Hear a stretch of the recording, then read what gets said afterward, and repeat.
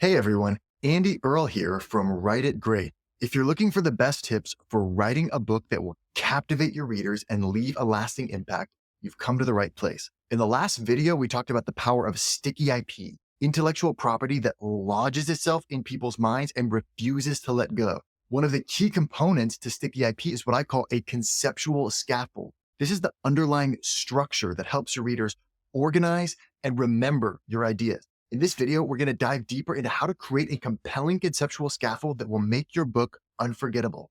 Imagine you're trying to build a house without a blueprint. You might have all the right materials, the bricks, the mortar, the windows, the doors, but without a clear plan for how they fit together, you'll end up with a haphazard mess instead of a sturdy home. The same is true for writing a book. Your ideas are the building blocks, but without a solid structure to arrange them, your readers will get lost in the construction zone. That's where a conceptual scaffold comes in. It's the blueprint that guides your readers through your ideas, showing them how each piece fits into the larger whole. A well-crafted scaffold makes your book easier to navigate, understand, and remember. But what does a compelling conceptual scaffold look like in practice?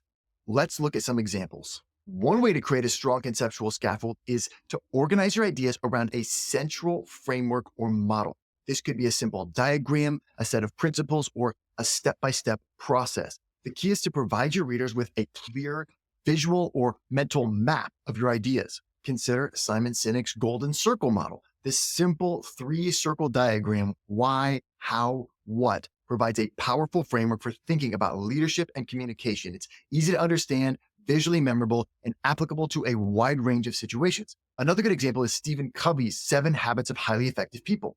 Covey structures his book around 7 key principles, each building on the last. This framework provides readers with a clear roadmap for personal and professional growth.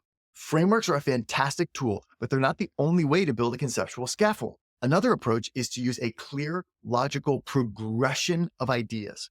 A compelling conceptual scaffold doesn't just arrange your ideas, it shows how they connect and build upon each other. Each chapter, each section should lead naturally into the next, creating a sense of momentum and discovery for your readers. Think about how you might structure a book about the history of the internet. You could start with the early days of computing, then move into the development of networking technologies, the birth of the World Wide Web, the dot-com boom and bust, and finally the rise of social media and the modern digital age. Each phase builds on the last, creating a clear narrative arc. This logical flow is especially important when you're dealing with complex or abstract ideas. You want to lead your reader step by step through your reasoning so they can follow along and arrive at your conclusions with you. A great example of this is Daniel Kahneman's Thinking Fast and Slow. Kahneman gradually introduces readers to key concepts in cognitive psychology, building up to his central thesis about the 2 systems of the mind. By the end, what initially seems like a daunting topic feels clear and accessible. So we've seen the power of frameworks and logical flow,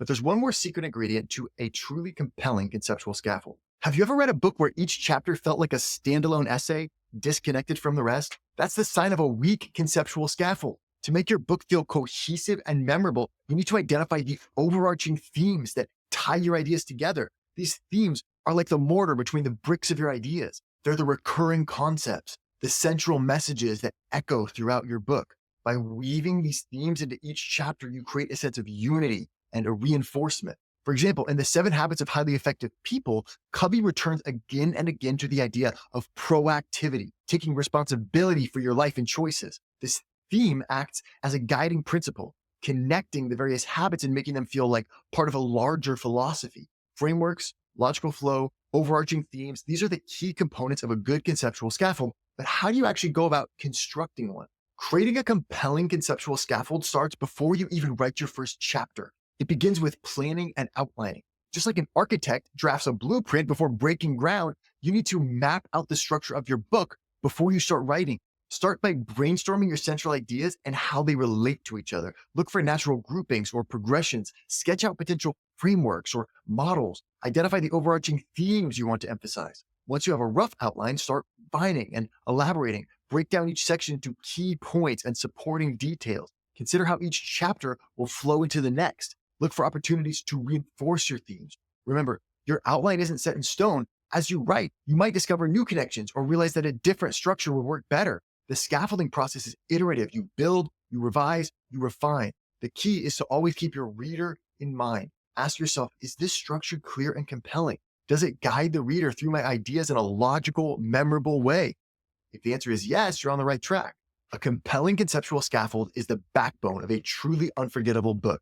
By providing your readers with a clear framework, a logical flow of ideas, and overarching themes, you make the material accessible, engaging, and memorable. But remember, the best conceptual scaffolds aren't rigid or formulaic. They're flexible, adaptive, and tailored to your unique ideas and voice. The goal isn't to force your content into a pre-made mold, but rather to find the structure that best showcases your insights. As you embark on your writing journey, keep the power of conceptual scaffolding in mind. Take the time to plan, to outline, to architect your ideas. The effort you put into creating a strong central structure will pay off in the impact your book has on readers.